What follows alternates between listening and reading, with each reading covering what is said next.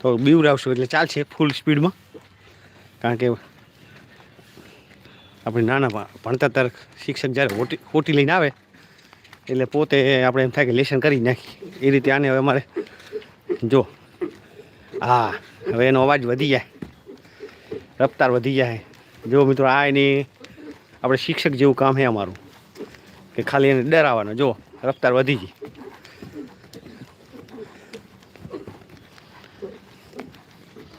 ચલો ચલો ચલો ચલો રફતાર बढ़ाओ बेटा. शाबाश शाबाश शाबाश.